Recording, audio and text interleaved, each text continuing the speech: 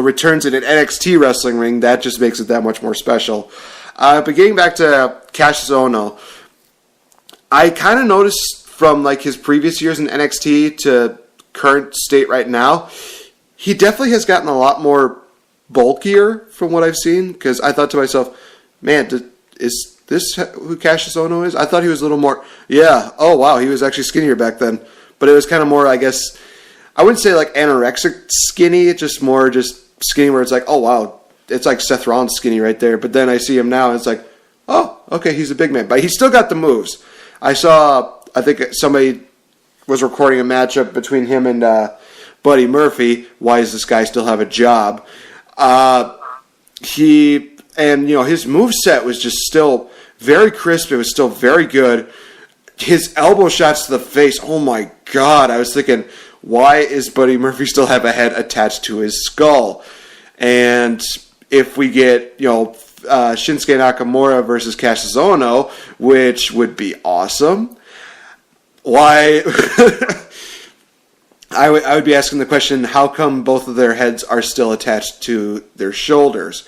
Because the Kinshasa versus that rolling elbow that Cassius Ohno does, oh my God, that's just going to be one of those things where it's like, their heads are hanging by a twine, which is like a vein. It's amazing that they're still alive right now. That's how I predict Cassius Ohno versus Nakamura at this point. Seriously, I mean, if it weren't for the fact that I think Nakamura would be the last guy to do this or let another wrestler other than its inventor do it, I wouldn't be surprised if we saw some ridiculous Japanese shit, like just them basically sneak it in there and let Vince be damned, like throw a dragon screw neck whip or, God forbid, a burning hammer. But this is going to be, I don't think it'll go that far, but this is probably going to be the stiffest thing we've seen in NXT since probably Nakamura's debut. Yeah, I think I agree with that. And we'll actually close on this, talking about Nakamura. I guess, I don't know that this is really either breaking news or anything, but I guess that the injury that Nakamura sustained at NXT TakeOver San Antonio was actually legit. A lot of people were thinking that maybe this is a work, maybe this is how they do it. Honestly, I guess from what I was told, the injury was legit. It's not so bad that I think it needed surgery from what I was told. It was just, yeah. But it is one of those things where he probably will be taking time off, which explains why he's not advertised for so many of the shows that are coming up, which does make a part of me really, really sad and heartbroken, because it's like, Shinsuke Nakamura, you mean to tell me we're not going to get a chance to hear the, Nakamura theme music and have a chance to mark out at all? Glorious Bobby Roode. Okay, I'm good. Glorious Bobby Roode is the NXT champion. All is forgiven, but I still miss Nakamura. All is still forgiven, but I still miss Nakamura. Yeah. Oh, man. But that's going to wrap it up for this edition of, I guess we could call it Smackdown Breakdown Plus for all the other stuff that we talked about. Closing thoughts, Max, going into next week. It's the final leg before Fastlane.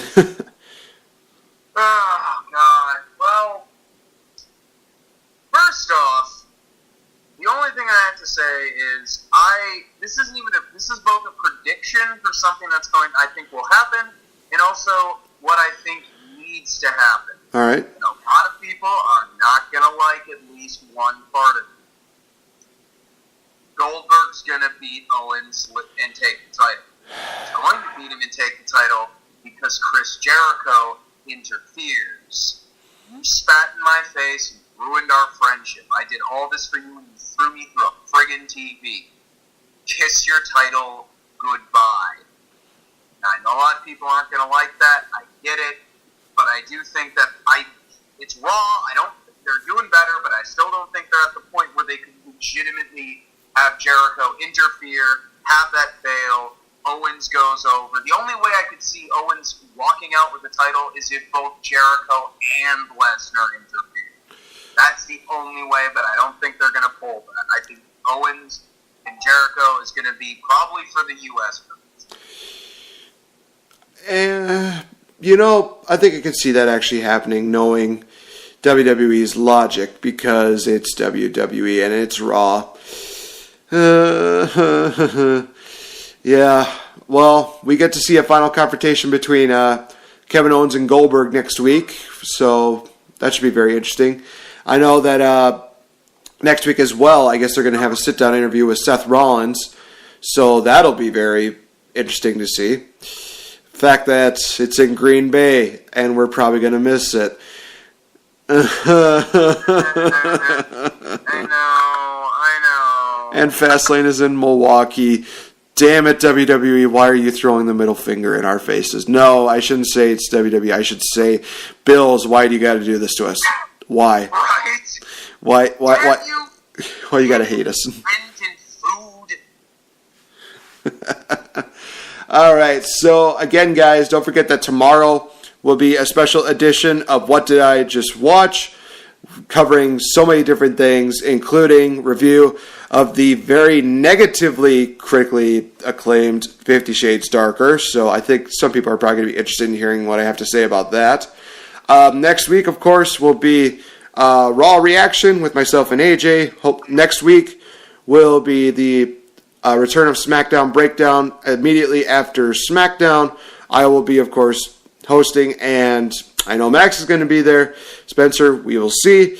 Wednesday will be the return of Change the F Up. More than likely, we'll probably do a Oscar backlash, I guess we could call it. So a reaction show, something like that. But we still have to get through the Oscars on Sunday, so tune that with myself and my co-host Victory Bell. Thursday, of course, Smart Money Podcast.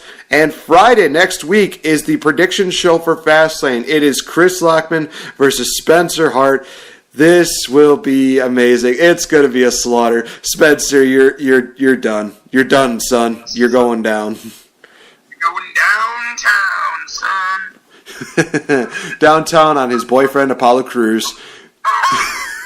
God, why did I just make that joke? God, I'm gonna. Oh boy. No. It's funny. It's funny to us, and that's all that matters. Well, it's only funny just because he made the comment. It's like, oh, his skin is so baby soft smooth. It's like, I didn't need to know that information, okay? So this is what you reap what you sow there, buddy. Besides, if Apollo Crews were gay, couldn't he do better? Ouch! Wow. No shots are being pulled back right now. Jeez Louise. No. That was 100% full power in my final form. Oh my gosh. So thank you, Max B, for joining me here for Smackdown Reaction Late Edition. Of course, guys, you can always follow us on Twitter, Mr. Max Beatty at Agent Cooper 1989. You can also check him out on his YouTube page, Agent Cooper. You can also check out myself at Nate F. and Great. Give me a follow. Show some love. We will see you guys next week because it's the road to Fastlane, or as a lot of people will say, Fast Lane, but I think it's a better road than what it was last year. So at least this WrestleMania is not going to be, as Max B put it, fucking shit. So we're at least in that good part. So thank you guys so much for joining us. We will see you guys next week. Bye-bye.